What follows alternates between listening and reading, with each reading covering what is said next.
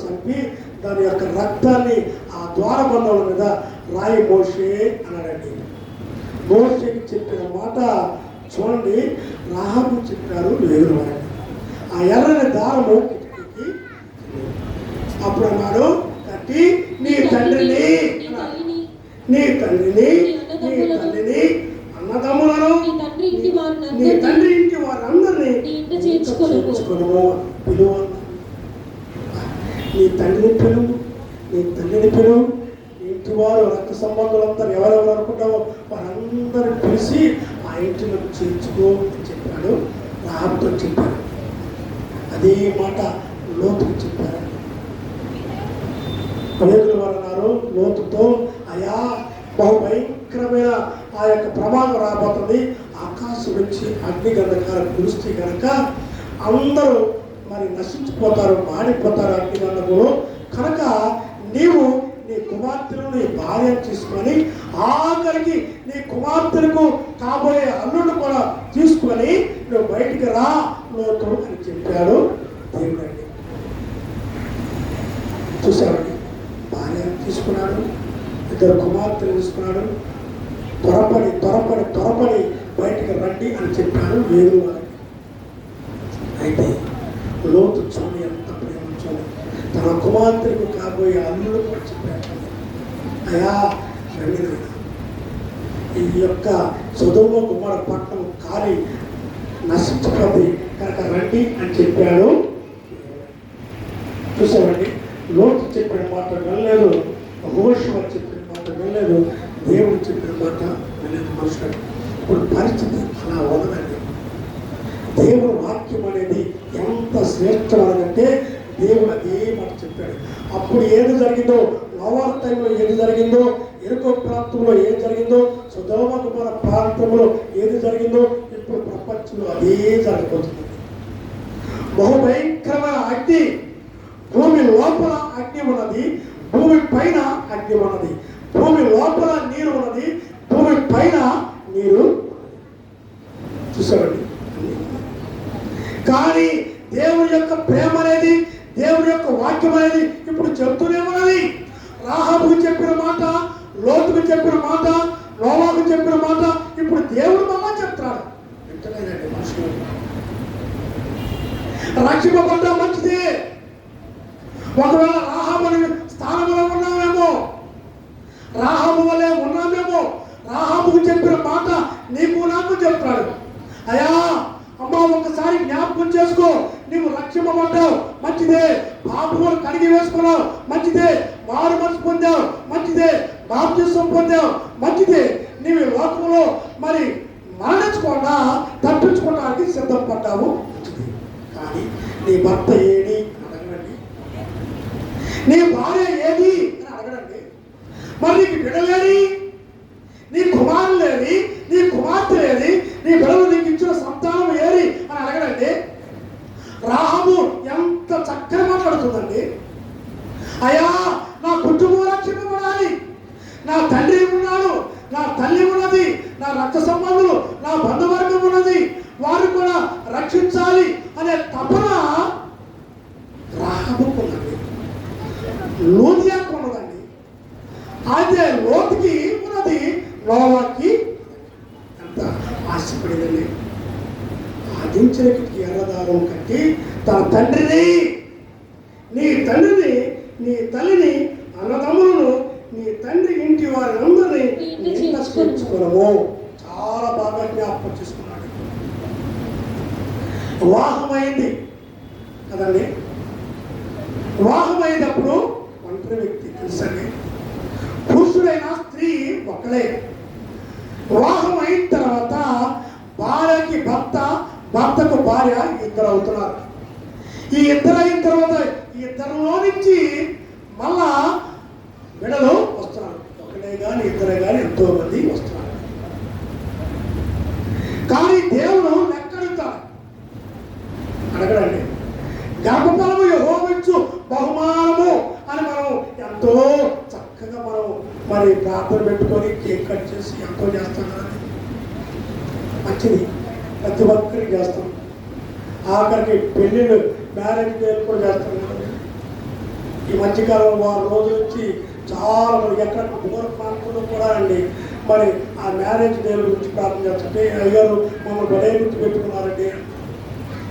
ఆ స్టేటస్లో చూసి ప్రార్థన చేస్తుంటే అయ్యారు ఒక అమ్మాయి అంటుంది, ఒక దైవ సేవకుడన్నా మరి ఎవరన్నా మరి చూసి ప్రార్థన చేయలేదు ఇంతవరకు అని అనుకుంటున్నాను. అయ్యారు మీరు బలే గుర్తుపెట్టుకొని మా కోసం ప్రార్థన చేశారు. మరణ పడక మీద నుంచి లేపిన దేవుడండి. నా భార్యను నా భర్తని ప్రమాదం వచ్చి ఆఖరి దశలో ఉన్న సమయంలో దేవుడు పుట్టి స్వస్థపరిచి నా భార్య నాకు ఇచ్చాడు అన్నాడండి, నా భర్త నాకు ఇచ్చాడు. మరి రక్షణ ఏది? మారు మనసు ఏది? దేవుని రాజ్యాన్ని సంపాదించే ఆ యొక్క అనుభవం ఏది? నడిపించవలసిన బాధ్యత ఏది? అయితే కుమారులు ఉన్నారు, ఏది? కుమార్తె ఉన్నది, ఏది? అయితే రక్షణ వర్గానికి క్రీస్తునే వాడడానికి రావాలి కదండి. రేపొద్దు లెక్క అనేది ఉన్నది, తీర్పు అనేది ఉన్నది. తల్లిదండ్రులు లెక్క అడుగుతారు, నీకు ఇంతమంది బిడ్డలు ఇచ్చారు, వారు ఏరి అని అడగడండి. రాహబు చాలా గొప్ప వ్యక్తి అండి. క్రియల ద్వారా నీతిమంతురాలు అని ఎంతబడింది అలాంటి. దానికి కారణం ఏంటంటే, అయ్యా నా తండ్రి ఉన్నాడు, నా తల్లి ఉన్నది, కానీ నా రక్త సంబంధం ఉన్నారు. ఏది విడలేరండి. రక్షింపబడ్డారా, లేకపోతే మారు మనసు పొందారా, లేకపోతే దేవుడి సన్నిధికి వచ్చే అనుభవం ఉన్నదా? దేవుడి సన్నిధిలో ఉండే ఆ గొప్ప విధేయతలు ఉన్నాయా? మనం ఏం చేస్తామంటే మనమే చూసుకుంటాం అంతే. మనమే చూసుకొని ఆ బైబిల్ ఒకటి చూసుకొని గుడికి వస్తాం కదండి. వచ్చేటప్పుడు కుమార్తెలతో అయా ఈ దినము విశ్రాంతి దినము, ఇది పరిశుద్ధమైన దినము, దేవుని సన్నిధికి వెళ్ళాలి, నీవు నేను మనం అందరం దేవుని సన్నిధిలో ఉండాలని యాకోబు చెప్పినట్టు ఎలా చేయాలని చెప్పలేండి.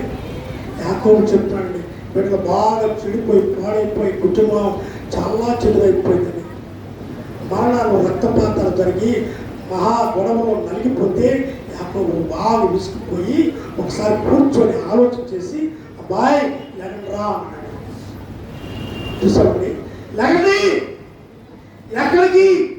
లేచి మనము బేతేలుకి వెళదాం, దేవుని సన్నిధికి వెళదాం. దేవుని సన్నిధిలో రక్షణ ఉన్నది, దేవుని సన్నిధిలో మారు మనసు ఉన్నది, దేవుని సన్నిధిలో కృప ఉన్నది, దేవుని సన్నిధిలో కాపుదల ఉన్నది, రక్షణ ఉన్నది. రక్షణ పొందే ఆ క్రీస్తునే వాడాలనే దేవుని సన్నిధిలోకి వెళదామని చెప్పే తల్లిదండ్రులు లేరండి, తక్కువైపోయారు. చూసామండి, రాహబు ఎంత చక్కని వ్యక్తి. అయా నా కుటుంబం ఉన్నది, నేను మీకు ఉపకారం చేశాను, నాకు ఉపకారం మీరు చేయాలి కదా. మిమ్మల్ని బ్రతికించాను, మిమ్మల్ని కాపాడాను, మరి నా తల్లిదండ్రులను నా రక్త సంబంధుల్ని కాపాడాలి కదా. కనుక ఆ యొక్క ఉపకారం నాకు చేయండి అని అడిగింది రాహబండి. కనుక అది నువ్వు చేసిన మేలు మర్చిపోతుంది. కనుక నీ ఇంటికి ఒక కిటికీ ఉన్నది, ఆ కిటికీకి ఈ ఎర్రని దారం కట్టమని ఎర్రని దారం ఉంచారండి. యేసుక్రీస్తు రక్తంతో ఉంచబడిన ఆ ఎర్రని గుర్తు ఇస్తే రాహబు కట్టిందండి. ఎంత అద్భుతమైన కార్యాన్ని ఆనాడు జరిగిందంటే చెప్పరండి. ఆ పరిశుద్ధమైన వాక్యంలో రాహబు గురించి చాలా శ్రేష్టమైన మాటలు రాశారు. 6వ అధ్యాయము 17వ వచ్చిన చదువుకున్నాం. ఈ పట్టణంలో దీనిలో ఉన్నది యావత్తును యెహోవా వలన శపింపబడెను. రాహాబు అనబడిన సహోదరి, ఒకసారి జ్ఞాపకం చేసుకో. ఈ పట్టణము ఉన్నది మహాభయంకరమైనది, చెడిపోయినది, పాడైపోయింది. మనుషులు చెడిపోయి ఉన్నారు. మనుషులు బహు భయంకరమైన మరి అసూయ, క్రోధము, కక్ష జ్ఞాపకం చేశాడు. మీకా ప్రవక్త జ్ఞాపకం చేశాడు. ఒక ఇంటి వారికి శత్రుత్వం, అన్నదమ్ములకు శత్రుత్వము, అక్కాచెలకు శత్రుత్వం, ఒక పిల్లవాడు ఒక అన్న తమ్ముడికి ఒక ఎంత కొద్ది ఎక్కువ ఇచ్చినా ఊరుకోరండి.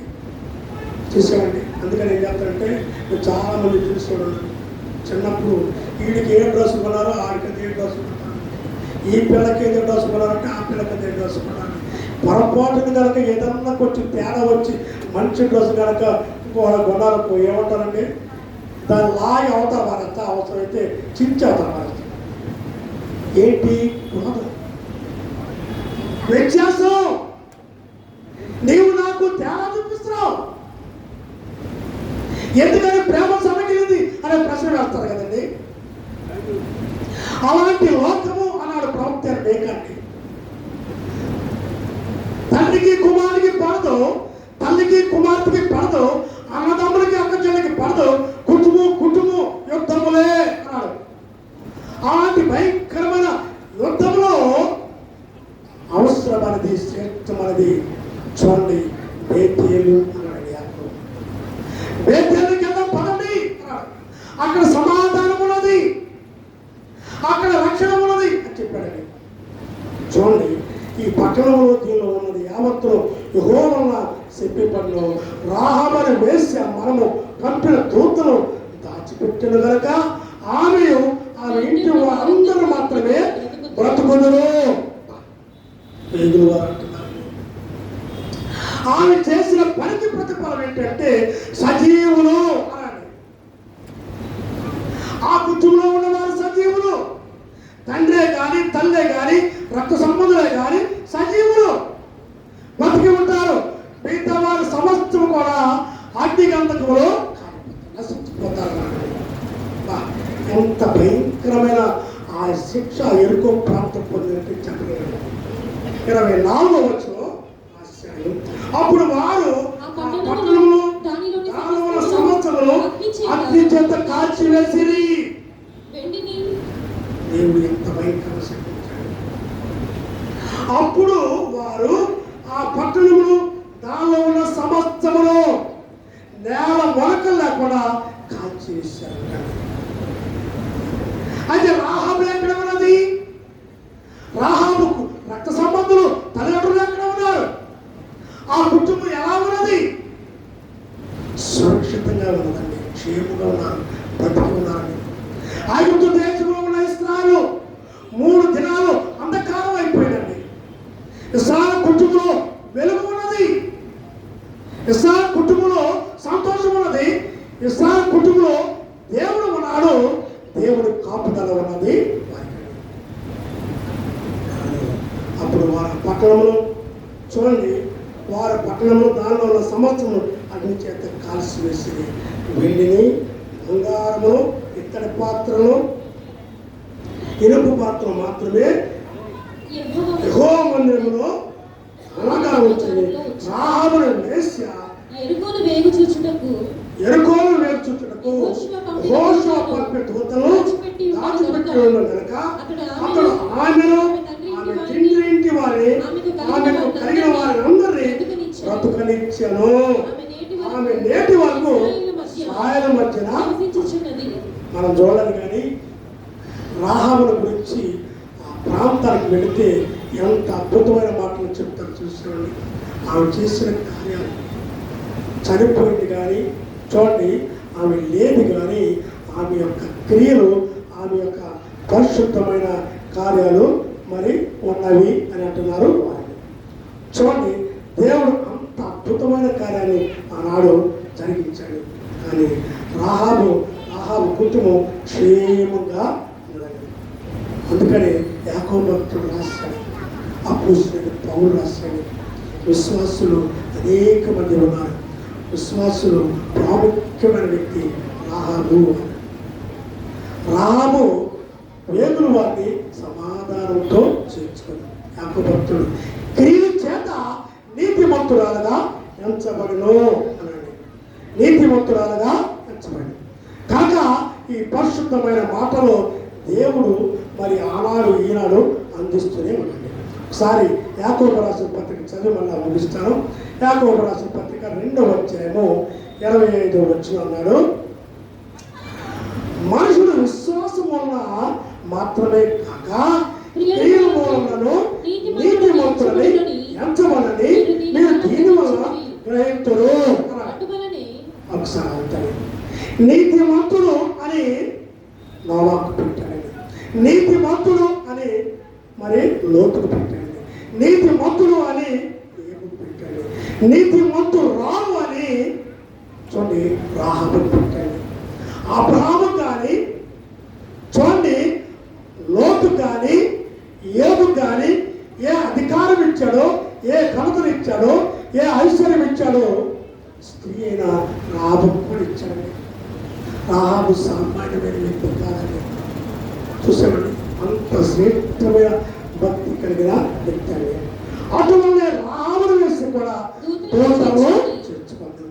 అబ్రహాముని గణపరిచి, అబ్రహాముని హెచ్చించి, అబ్రహాముకి నీతిమంతుడు క్రియల ద్వారా అబ్రహాము నీతిమంతుడయ్యాడని చెప్పిన తర్వాత మర్చిపోయే లేకపోయాడు. చెప్పండి యాకోబు చేత అటువలననే అన్నాడు.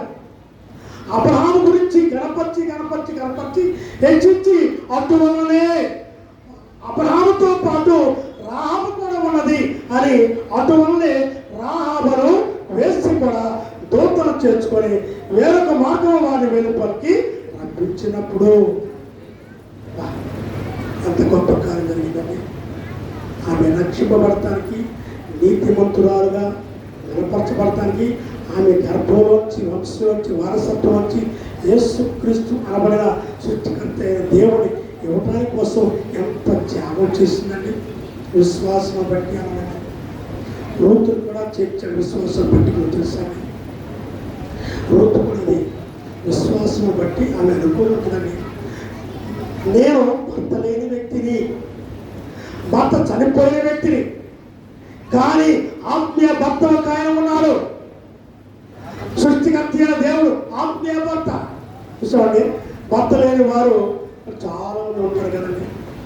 మీకు కూడా జ్ఞాపకం చేశాను. నేను ఒక అమెరికా సంబంధంలో పెళ్లి చూస్తూ ఉంటే ఒక అమ్మ అక్షంతలు ఏంటంటే రావట్లేదండి.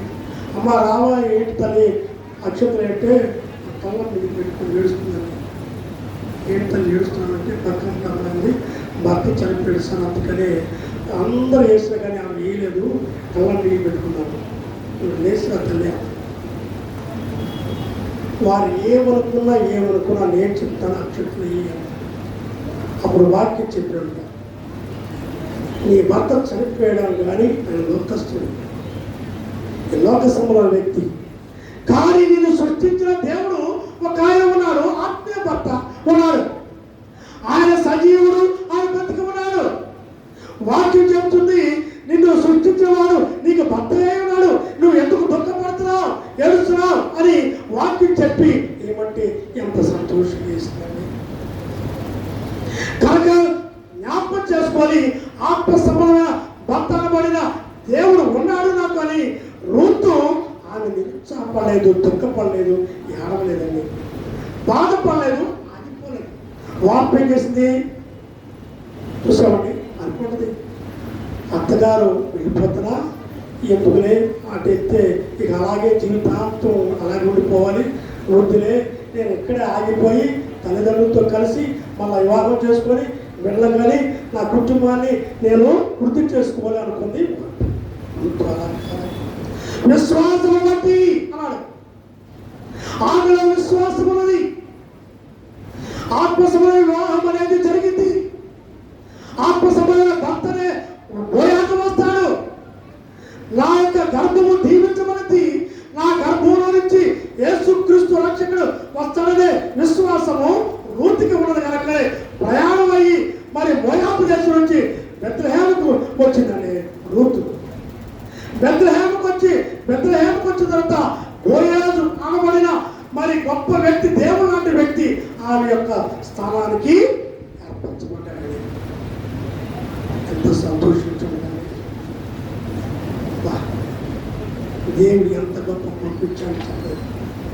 ఆ గర్భంలో నుంచి, ఆ వంశంలో నుంచి మరి పునాది వేయబడింది ఒబేదేము. ఒబేదేములో నుంచి ఎంత దేవుడు ఆశ్రయించి యేసేపుని ఇచ్చాడని, దావీదుని ఇచ్చాడు. అందుకనే గుడ్డివారు కళ్ళు లేని వారు అనేక మంది కళ్ళు లేకపోయారు, కానీ దావీదు కుమారుడు యేసు, దావీదు కుమారుడైన యేసు. నువ్వు దావీదు కుమార్తెలో నుంచి వచ్చావు, దావీదు వంశంలో నుంచి వచ్చావు. దావీదు వంశం నుంచి వచ్చిన యేసేపు మాటలు జ్ఞాపకం చేశాడు. రూతు చూడండి ఆశీర్వదింపబడింది. ఆ కుటుంబం చిగురించింది, ఆమె చిగురించిందండి. రాహాబు యొక్క కుటుంబం చాలా శ్రేష్టమైన కుటుంబం. బ్రతికి సజీవురాలుగా ఉండే కుటుంబం. తాను బ్రతకటమే కాకుండా తన సజీవురాలుగా ఉండటం కాకుండా తన రక్షింపబడటం కాకుండా తన తండ్రిని, తన తల్లిని, తన రక్త సంబంధాన్ని అందరినీ బ్రతికించిందండి.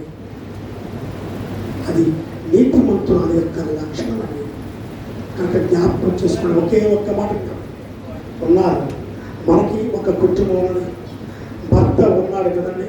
భర్త రక్షింపబడకపోతే బాధ్యత ఉన్నదండి. భర్త రక్షణ పొందకపోతే బాధ్యత ఉన్నది. భర్త రక్షణ పడటానికి కన్నీరు చెప్పాల్సి ఉండి మరి ఏడ్చాలి. చూసామండి ఎంత ప్రాముఖ్యమైన బాధ్యత కలిగి ఉన్నట్టు చెప్పలేదు. సరే భర్తని లేకపోతే భార్యని రక్షించిన తర్వాత బిడ్డలు ఉన్నారు కదండి. బిడ్డలు ప్రభు అడగడండి, నీ కుమారులు లేని, నీ కుమార్తె లేని ప్రభు అడగడండి. మనం ఒకవేళ దేవుడు రాజ్యానికి వెళ్ళామనుకో, అమ్మా నీకు మరి 3, 4, 5, 10 మందో సంతానం ఇచ్చారు కదా, వారు ఏరి అని అడగడండి. ఖచ్చితంగా అడుగుతాడు. వారు రాలేదు అంటే దానికి కారణం ఎవరు? నువ్వే. రాహాబు ఎంత గొప్ప మనసు భక్తి కలిగిన వ్యక్తి అండి.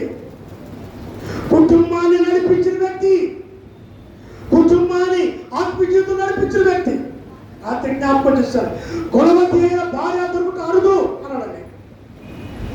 సామెతల గ్రంథంలో 31వ అధ్యాయంలో రాసి గుణవతి అయిన భార్య దొరుకుట అరుదు అని రాసి ఆఖరు అన్నాడు ఆమె అన్నాడు. వారి వారి యొక్క కుటుంబంలో ఉన్న బిడ్డలందరి యొక్క నడతలు బిడ్డను అన్నాడు. రక్షణ వస్త్రములు వారికి ధరింపు చేయను అన్నాడు.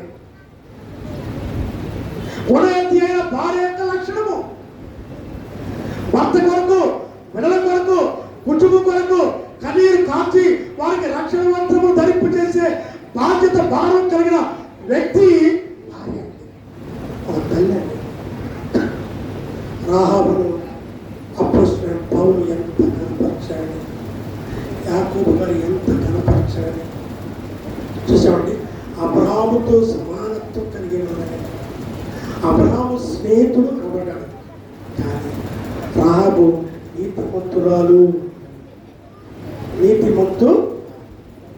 నీతిమంతురాలు అని ఘనత పొందింది, బిరుదు పొందింది. అలాంటి భక్తి జీవితం కలిగిన ఆత్మవిశ్వాసం కలిగి దేవుని చేత ప్రశంసించుకోవడం. చూసామండి, లోదియా ఎంత కష్టపడిందో పాపం.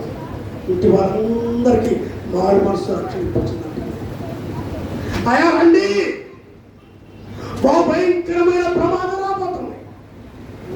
సొదొమ గొమొర్రా పట్టణంలో ఏది జరిగిందో, ఎరుకో ప్రాంతంలో ఏది జరిగిందో, నోవా టైంలో ఏది జరిగిందో, భయంకరమైన ఈ యొక్క అగ్ని శాపము, శిక్ష అనేది లోకం మీదకి రాబోతుంది. ఈ లోకంలో ఉన్న మరి ఆ యొక్క శిక్ష నుంచి మనం తప్పించబడాలి అనే తపన ఒక తండ్రికి, తల్లికి ఉండాలండి. అది ఉంటే నీతిమంతుడు, నీతిమంతురాలని కనపరచబడతాడు.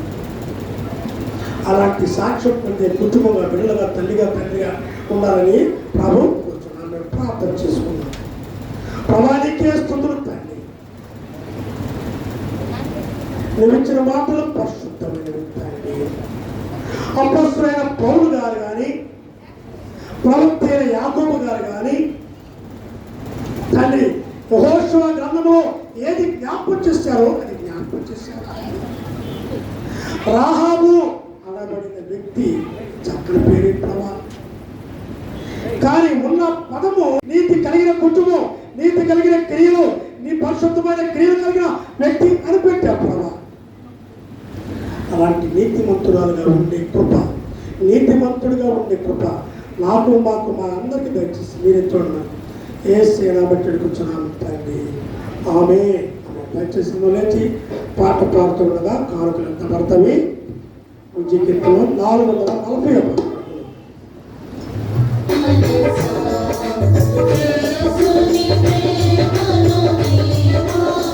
Yes,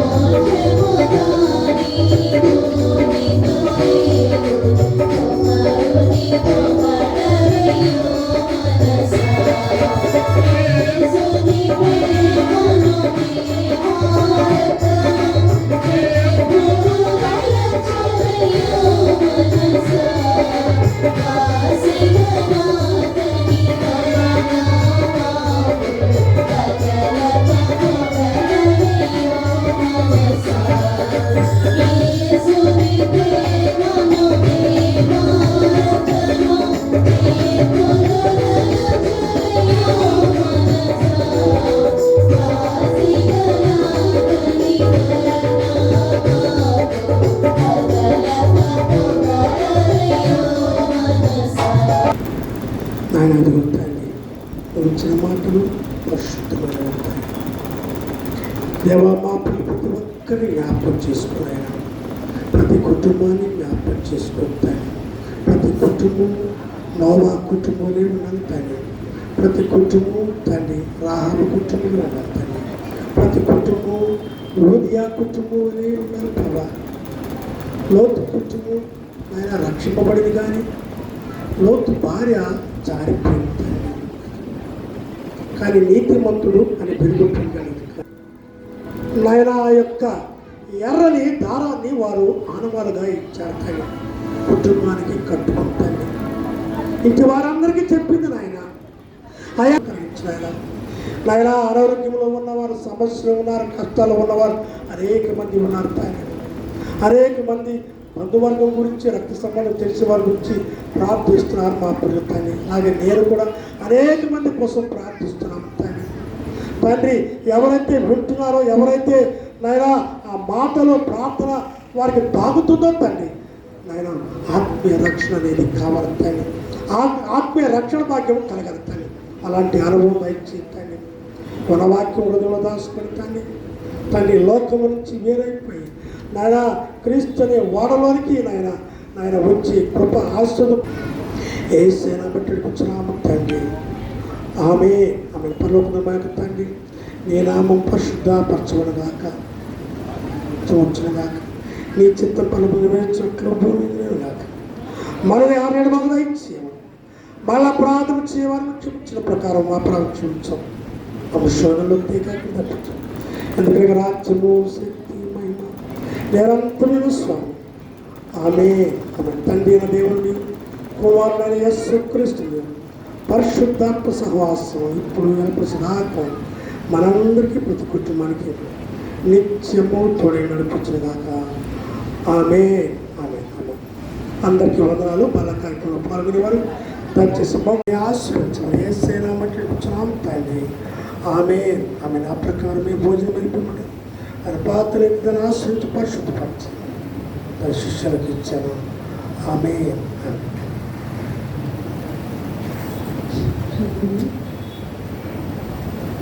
శాశ్వతమైనది నీవు నాయడ చూపిన కృపా. శాశ్వతమైనది నీవు నాయడ చూపిన కృపా. అనుక్షణం నన్ను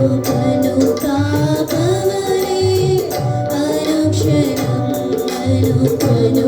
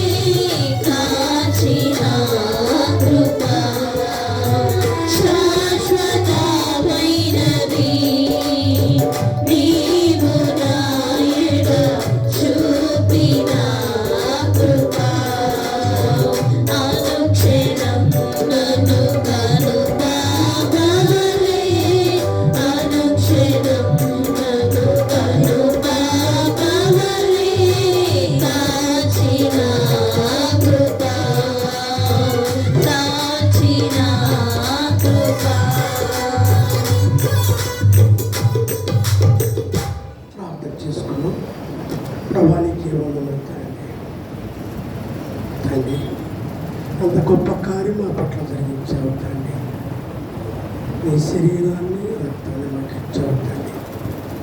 లోకంలో అనేక మంది వచ్చావు కానీ తండ్రి ఇచ్చే అర్హత తీసుకునే అర్హత కొంతమందికి ఉంటుంది. కానీ మాకు ఇచ్చావు ప్రభావ. తీసుకున్న మా పట్ల జ్ఞాపకం చేసుకుంటాండి. కుటుంబాన్ని జ్ఞాపకం చేసుకుని బిడ్డలను జ్ఞాపకం చేసుకుంటాండి. పాపలోకంలో నుంచి అయినా ఎత్తబడి బిడ్డలో మేము ఉండాలని నేను కార్యం చేస్తాను. మా ప్రియ బిడ్డలపై జ్ఞాపకం తండ్రి. మీరు అక్కడ పర్యంతము తండ్రి ఈ యొక్క అనుకరణ కలిగి తండ్రి ఈ శరీరము రక్తము ద్వారా నూతన హృదయం, నూతన ఆత్మ, నూతన శక్తి, నూతన ఆరోగ్యాన్ని పాపలు దయచేసి మీరే ఆశ్రయించాలి. ఇచ్చిన కానుకలను బట్టి ఇది హస్తానికి కొట్టుకోండి. ఇదే దేవుడు తగ్గించాలి. ఏ సేవకి వచ్చినాము తండ్రి. ఆమె దేవుని కుమారుడు యేసుక్రీస్తుని పరిశుద్ధాత్మ సహవాసం మనందరికీ ప్రతిపక్షున్నానికి సమయంతో ఆమె మంచి